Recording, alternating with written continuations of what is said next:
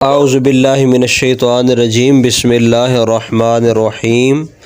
السلام علیکم ورحمۃ اللہ وبرکاتہ۔ آج ہم ایک نئی آیت کے ساتھ اور ایک نئے موضوع کے ساتھ آپ کی خدمت میں حاضر ہیں۔ امید ہے تمام طلباء کرام اور تمام ہمارے سننے والے خیریت سے ہوں گے۔ آج ہم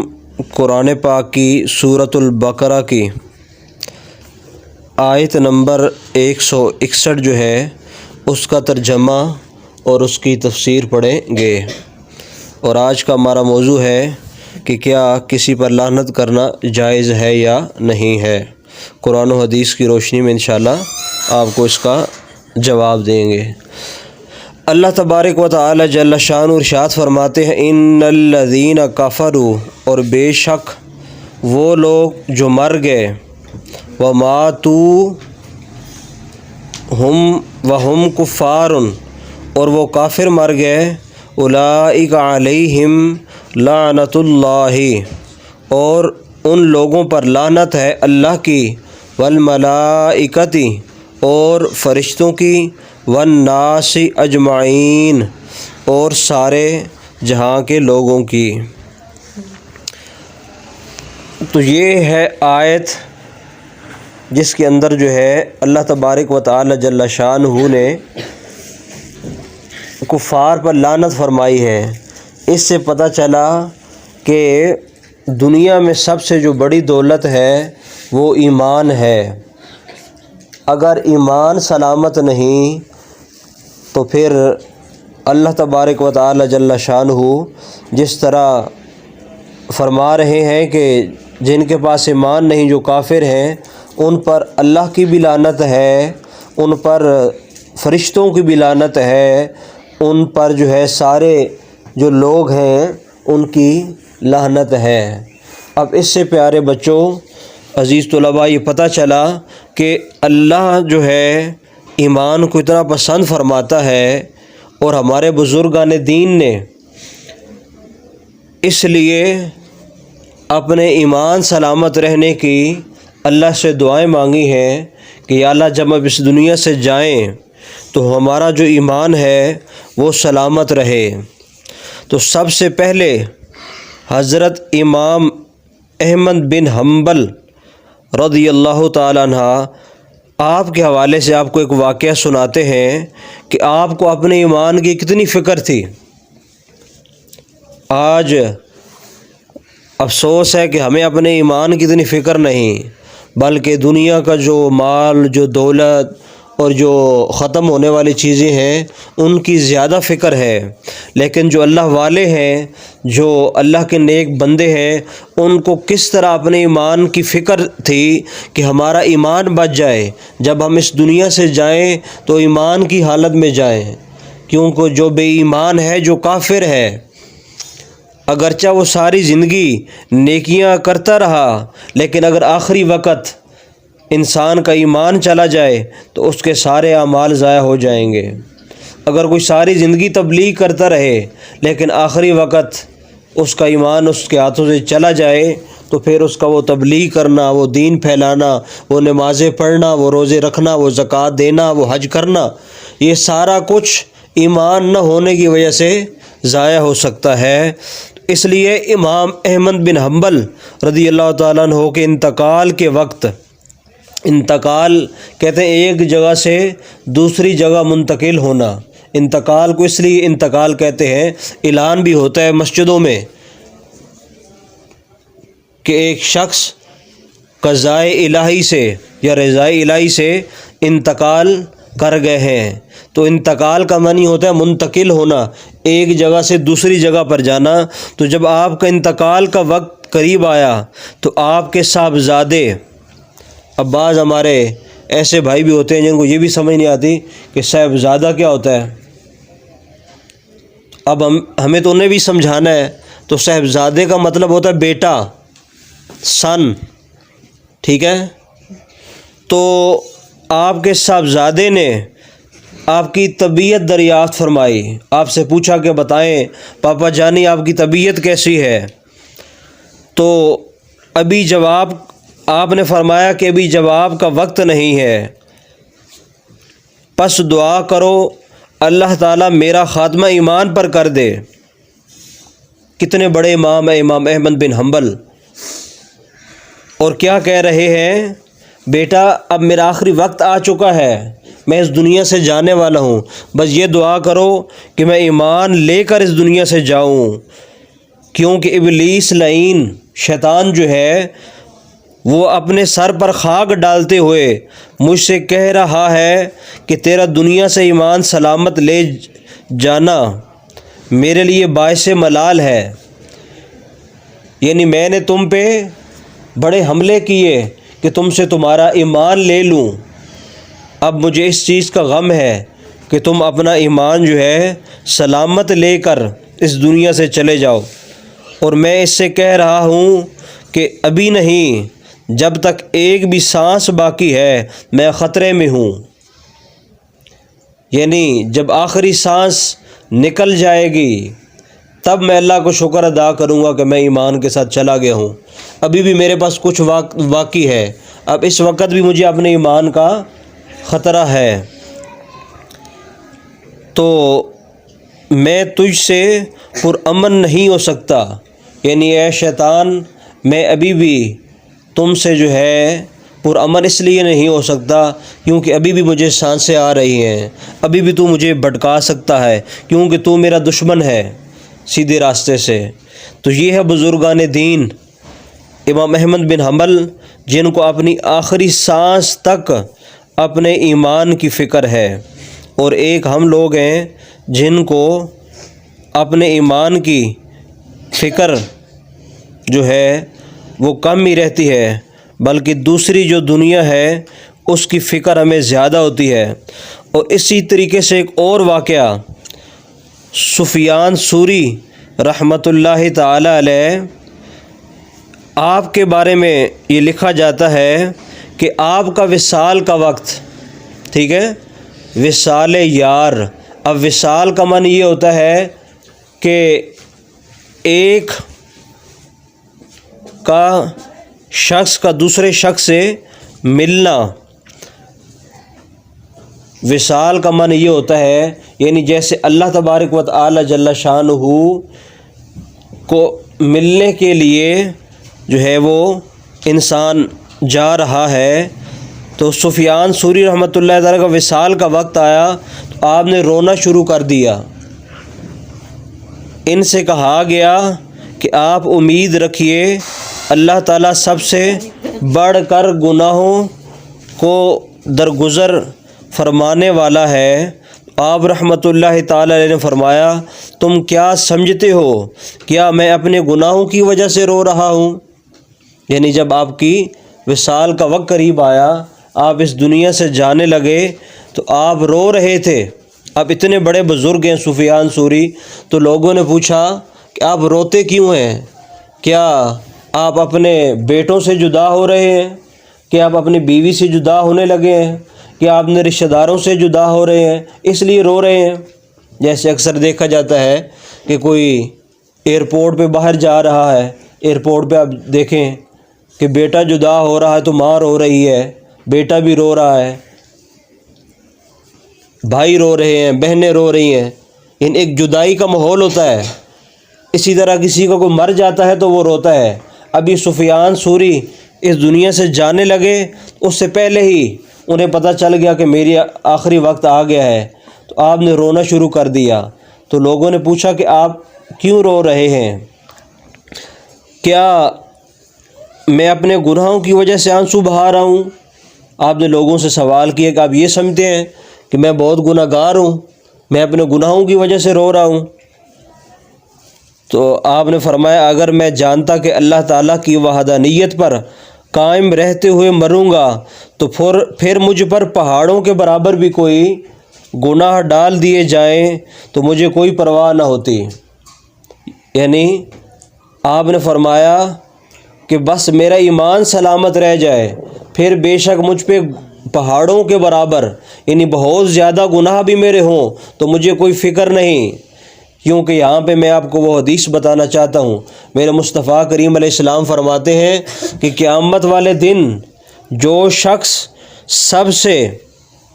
آخر میں جنت دوزخ سے نکل کر جنت میں داخل ہوگا، میں اس کو جانتا ہوں اور اس کے ماں باپ کو بھی پہچانتا ہوں۔ اور میرے آقا صلی اللہ علیہ وسلم نے فرمایا کہ اس کے دل کے اندر جتنا گندم کا دانہ ہوتا ہے، جن لوگوں نے دیکھا وہ گندم کے دانے کو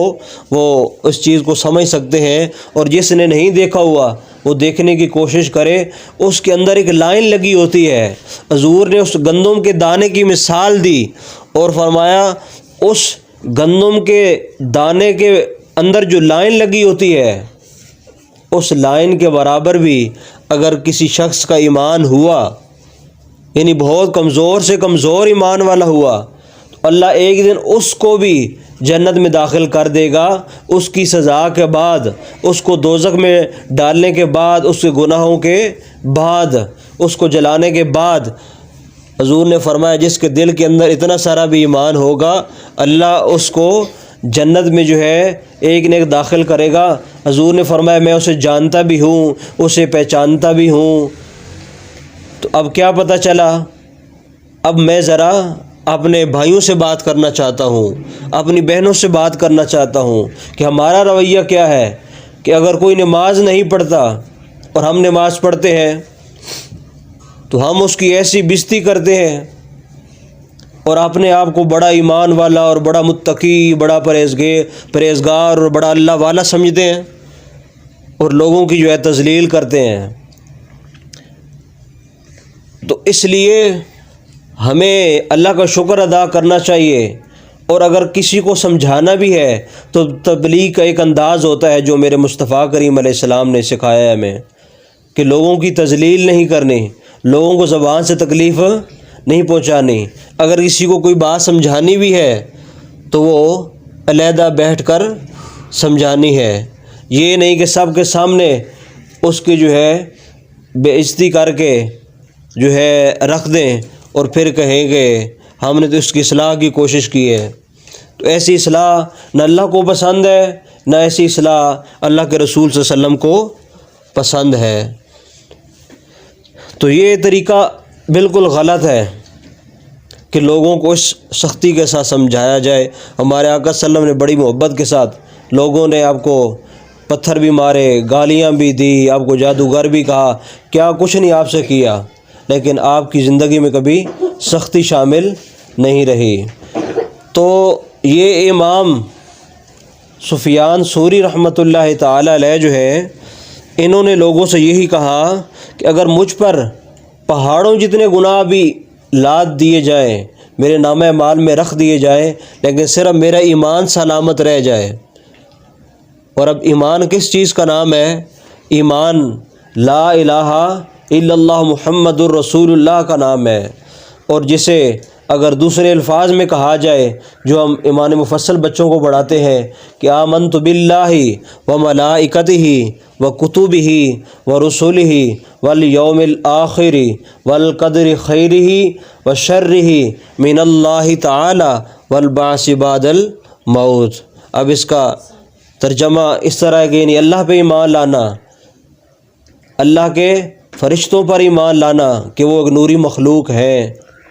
اسی طرح کتابوں پر ایمان لانا جو اللہ نے نبیوں پر نازل فرمائی ہیں، جن میں تورات ہے، زبور ہے، انجیل ہے، قرآن پاک ہے، جتنے رسول اور نبی آئے ہیں ان پر ایمان لانا، اور والیوم الآخری، اور آخرت پر ایمان لانا، قیامت والے دن پر ایمان لانا۔ ایک دن قیامت آئے گی اور ساری دنیا ختم ہو جائے گی اور سارے لوگ فنا ہو جائیں گے، ٹھیک ہے۔ اسی طرح والقدر خیرہ وشرہ، اچھی اور بری تقدیر پر ایمان لانا کہ تقدیر جو ہے وہ مالک کی طرف سے ہے، جو کچھ تقدیر میں لکھا ہوا ہے وہ ہو کر ہی رہنا ہے۔ اور اس کے بعد جو ہے قیامت، والقدر خیرہ وشرہ من اللہ تعالی والبعث بعد الموت، یعنی مرنے کے بعد اٹھائے جانے پر ایمان لانا۔ اب جس طرح کفار کا عقیدہ ہے کہ ہم مر جائیں گے، مٹی ہو جائیں گے، جس طرح وہ اپنے لاشوں کو اپنی میت کو جلا دیتے ہیں اور جلانے کے بعد دریا میں پھینک دیتے ہیں اور پھر یہ سمجھتے ہیں کہ یہ ان کا کوئی حساب کتاب نہیں ہوگا، تو یہ بالکل نظریہ غلط ہے، کیونکہ حدیث شریف میں آتا ہے کہ قیامت والے دن اللہ تعالیٰ جو ہے سارے قبریں کھل جائیں گی اور تمام لوگوں کو قبروں سے اٹھائے گا، اور اٹھانے کے بعد میدان محشر میں جا کے اللہ ایک میدان لگائے گا، وہاں ایک ترازو لگ جائے گا جس پہ ایک طرف نیکیاں اور ایک طرف گناہ رکھے جائیں گے، اور رکھنے کے بعد جس کے گناہ زیادہ ہوئے اس کو پل صراط سے گزرتے ہوئے وہ نیچے آگ میں گر جائے گا، کفار سارے آگ میں گر جائیں گے، اور جو ایمان والے ہوں گے وہ آنکھ جھپکنے کی دیر میں، جتنی دیر میں آنکھ ہم جھپکتے ہیں اتنی دیر میں سپیڈ میں وہ جو ہے پل صراط سے گزر کر جنت میں داخل ہو جائیں گے۔ تو ایمان رکھنا کہ ہم لوگ مریں گے اور مرنے کے بعد اٹھائے جائیں گے، اور پھر اٹھا کر جو ہے نا ہمارا حساب کتاب ہوگا، تو ان چیزوں پر ایمان رکھنے کا نام ایمان ہے۔ اب ان پہ جو ایمان ہے وہ ایمان والا ہے۔ اب یہ جو ہم نماز پڑھتے ہیں، جو روزہ رکھتے ہیں، جو زکوٰۃ دیتے ہیں، نیک اعمال کرتے ہیں، یہ ہمیں جلدی جنت میں لے جانے کا سبب تو ہو سکتے ہیں، لیکن اگر کوئی یہ عمل نہیں کر رہا تو اس کو لعن طعن کرنا، ٹھیک ہے، اس پہ لعنت کرنا، جیسے ہم یہ آپ کو بتانا چاہتے ہیں کہ اب لعنت کرنا کس پہ جائز ہے۔ آج کا موضوع یہی تھا لعنت کے حوالے سے۔ اب یہ تو ہم نے آپ کو ایمان کے حوالے سے بتا دیا ہے کہ لعنت جو ہے یہ مسئلہ یاد رکھنا چاہیے کہ جس شخص کے کفر پر مرنے کا یقین نہ ہو اس پر لعنت نہ کی جائے، یعنی جس پر یہ یقین نہیں کہ وہ کافر مرا ہے، پکا یقین ہو کہ وہ کافر مرا ہے تو اس پر لعنت نہ کی جائے۔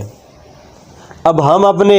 مسلمان بھائیوں پر چھوٹی چھوٹی باتوں پہ لعنت کر رہے ہوتے ہیں، ٹھیک ہے، کئی علاقوں میں تو یہ ایک سٹائل ہے کہ وہ باتوں میں یہ کہتے ہیں کہ لکھ دی لعنت آئی ہے، ٹھیک ہے، صرف لعنت نہیں بلکہ لکھ دی لعنت، ایک تو ایک لعنت ہوتی ہے نا، ٹھیک ہے، تو اکٹھی لکھ دی لعنت جو ہے نا وہ ڈال دیتے ہیں۔ یہ ہمارے، ابھی میں کسی علاقے کا نام نہیں لینا چاہتا، مجھے پتہ ہے کہ یہ کون کہتا ہے، اور جو مجھے سن رہے ہیں اس علاقے سے وہ خود ہی سمجھ جائیں گے کہ قاری صاحب کس کی بات کر رہے ہیں، کیونکہ ہمیں پورے پاکستان اور انڈیا اور پوری دنیا میں لوگ سنتے ہیں، اس لیے ہم کسی علاقے یا کسی برادری کا نام جو ہے لے کر کسی کی دل آزاری نہیں کرنا چاہتے، لیکن ہمیں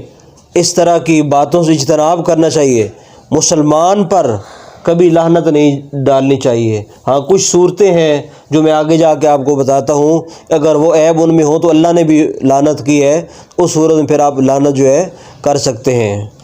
اسی طرح فرمایا فاسق جو ہے، اب فاسق کسے کہتے ہیں؟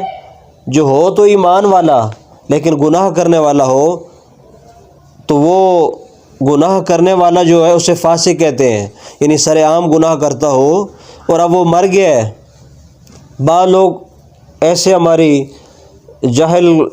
قوم میں کچھ لوگ ایسے ہوتے ہیں کہ وہ جو مرا ہوا اسے بھی نہیں بخشتے، وہ دنیا میں گناہ کر گیا، مر گیا ہے،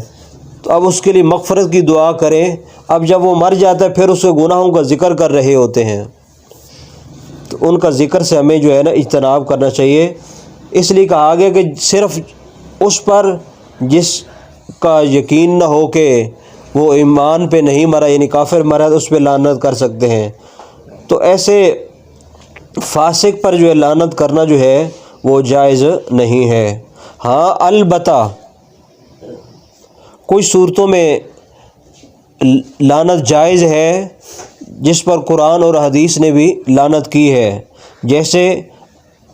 قرآن پاک میں جھوٹوں پر لعنت کی گئی ہے، لعنت اللہ علی الکاذبین، یعنی جھوٹ بولنے والوں پر اللہ تعالیٰ کی لعنت، یہ اللہ تعالیٰ نے خود فرمایا ہے۔ تو اب جو لوگ جھوٹ بولتے ہیں اور جھوٹ ایسے بولتے ہیں کہ کہتے ہیں کہ یہ جھوٹ بولنا یہ تو ہم نے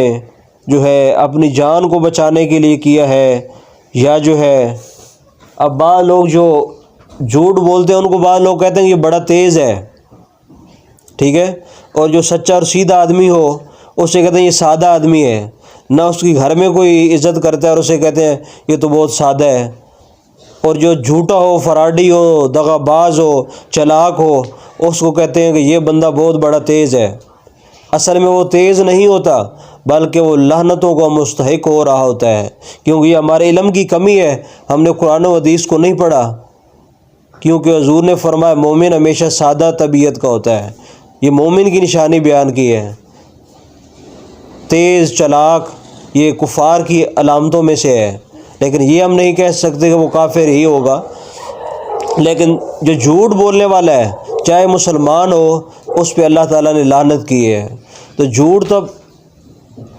ایسی بیماری ہے جو ہماری قوم کے اندر رچ چکی ہے، بس چکی ہے، یعنی ہم جگہ جگہ جھوٹ بول کر اپنے جو ہے جائز کام جو ہے وہ بھی جھوٹ بول کر کروا رہے ہوتے ہیں۔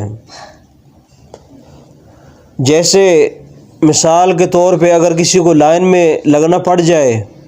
تو وہ لائن کے پیچھے جا کے کھڑا ہوتا ہے اور پھر ایک شور مچا دیتا ہے کہ میرے گھر میں میری امی بہت زیادہ بیمار ہیں، میرا بچہ اسپتال میں داخل ہے، میرا یہ کام پہلے کر دیجئے، حالانکہ وہ حقیقت نہیں ہوتی۔ اسی طرح کچھ بچے جب صبح سکول جانے لگتے ہیں، سکول کا ٹائم ہوتا ہے تو وہ رضائی میں لیٹے ہوتے ہیں اور پھر جسم گرم ہوتا ہے، امی کو کہہ دیں گے سکول جانے کا دل نہیں، مما آج مجھے بخار ہے۔ اور اسی طرح کچھ بچے جو سب سے بڑا بہانہ ہے وہ ہے پیٹ کے درد کا، کہہ دیں گے کہ مما آج ہمارے پیٹ میں درد ہے اس لیے ہم نے سکول نہیں جانا۔ تو اب یہ بچے سمجھتے ہیں کہ اس پہ کوئی گناہ نہیں ہے، جھوٹ بولیں، ٹکا کے بولیں، جتنا مرضی بولیں، لیکن پیارے بچوں اس پہ اللہ فرماتا ہے لعنت اللہ علی الکاذبین، یعنی جھوٹ بولنے والے پہ اللہ کی لعنت ہے۔ اب کچھ پتہ نہیں ایک ڈے بھی ہے، اس کا نام مجھے یاد نہیں آ رہا، پتہ نہیں فول ڈے کہ کیا وہ جو ہے اس طرح کو کوئی نام آتا ہے، بچوں بتا رہے ہیں کہ اپریل پھول، اب مجھے اتنا پتہ نہیں ہے، اپریل پھول کوئی آتا ہے تو اس میں ہم ایک دوسرے کو جھوٹے مسلمان میسج کر رہے ہوتے ہیں۔ اور ایک دفعہ مجھے یاد ہے کہ مجھے بھی آیا میرے ایک دوست کا کہ میں آپ کا دوست محمد آکاش بول رہا ہوں، ٹھیک ہے، آکاش کا بھائی بول رہا ہوں، سوری، آکاش جو ہے قضاء الہی سے وفات پا گیا ہے۔ اب مجھے تو اس وقت نہیں پتہ تھا کہ یہ ایسا کوئی جہلوں والا اپریل فول کی یہ کیا بلا ہوتی ہے، تو یہ کیا چیز ہے، تو وہی اس دن کوئی دن تھا تو میں نے فوراً اس کو بیگ کالے کرنا جو ہے نا شروع کر دی۔ تو پھر اس ہمارے دوست نے خود ہی آگے سے فون اٹھا لیا اور فون اٹھا کے کہتا ہے کہ میں تو یہ آکاش ہی بول رہا ہوں، میں نے تو آپ سے مذاق کیا تھا، آج اپریل فول کے پتہ نہیں کیا بلا ہوتی یہ دن ہے۔ تو یہ تو ہماری قوم ہے، ہم انگریزوں کے پیچھے لگ گئے ہیں، اللہ کہہ رہا ہے جھوٹے پہ اللہ کی لعنت ہے۔ تو اب جتنے بھی ہمارے سننے والے ہیں وہ خدا را ایسی چیزوں سے نکلیں اور اسلام کی جو حقیقی تعلیم ہے اس کو سمجھیں اور سیکھیں۔ یہی وجہ ہے کہ ہم قرآن سے دور ہیں اور پھر ایسی جو انگریزوں کی اور جاہلوں کی رسمیں ہیں ان میں پڑے ہوئے ہیں۔ تو بہت ساری اور ایسی چیزیں ہیں، ایک تو جھوٹے پر اللہ کی لعنت قرآن پاک میں لکھا ہوا ہے کہ جھوٹوں پر اللہ کی لعنت ہے۔ اس کے علاوہ جو ہے حدیث کے اندر سود خوروں پر، اب جو سود کھاتے ہیں، یعنی جیسے اب ہم بینکوں میں پیسے رکھواتے ہیں اور رکھوا کر اس سے منافع لیتے ہیں، اب ہمیں پتہ نہیں کہ وہ ہمارا پیسہ کہاں استعمال کر رہے ہیں، جائز کاموں میں ناجائز کاموں میں۔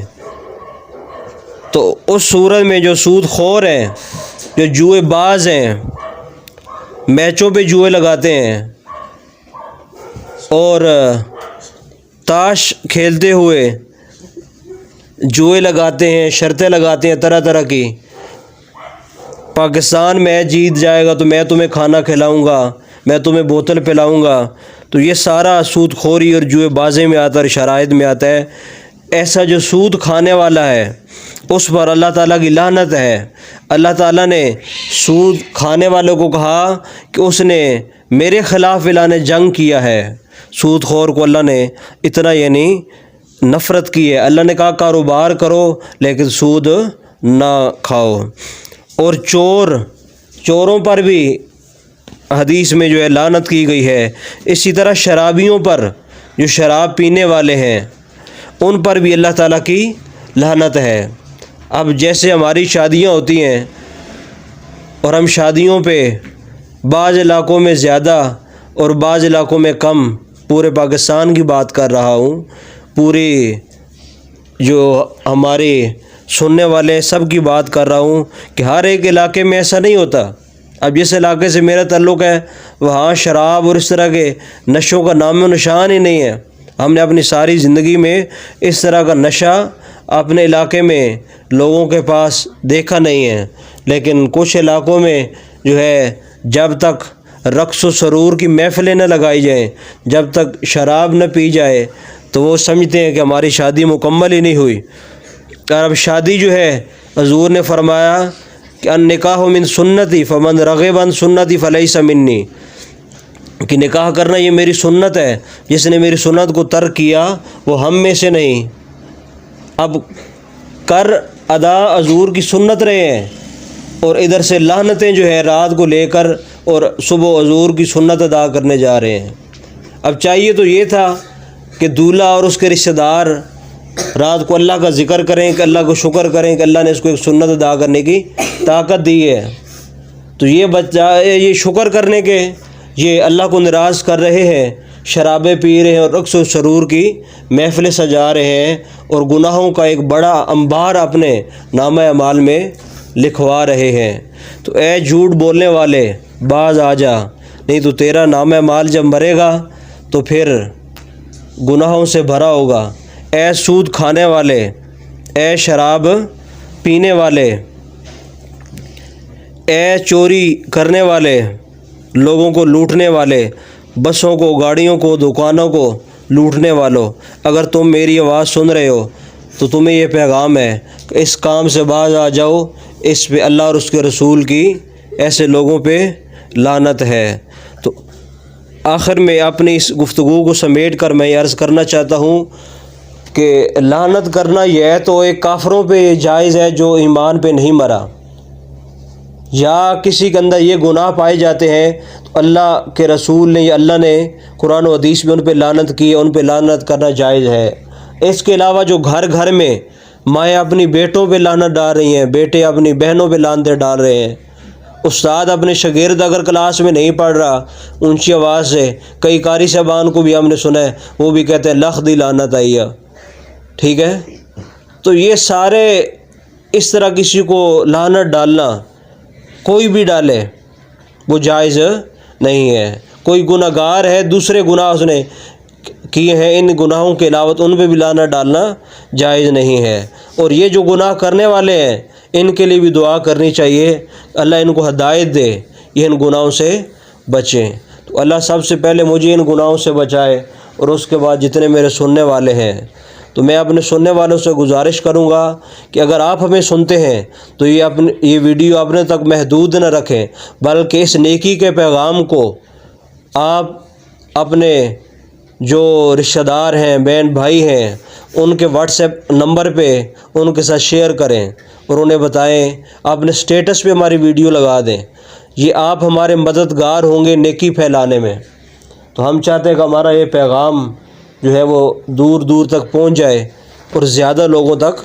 پہنچ جائے۔ انشاءاللہ پیر والے دن دوبارہ آپ کے ساتھ ملاقات ہوگی اور پھر ایک نئے موضوع کے ساتھ آپ کی خدمت میں حاضر ہوں گے۔ تمام دوستوں سے گزارش ہے کہ اگر آپ نے ہمارے چینل کو سبسکرائب نہیں کیا ہوا تو ہمارے چینل کو سبسکرائب کر دیں۔ اگر اس ویڈیو کے حوالے سے یا کوئی اور اسلامی سوال ہو تو آپ ہم سے سوال بھی کر سکتے ہیں۔ اللہ حافظ۔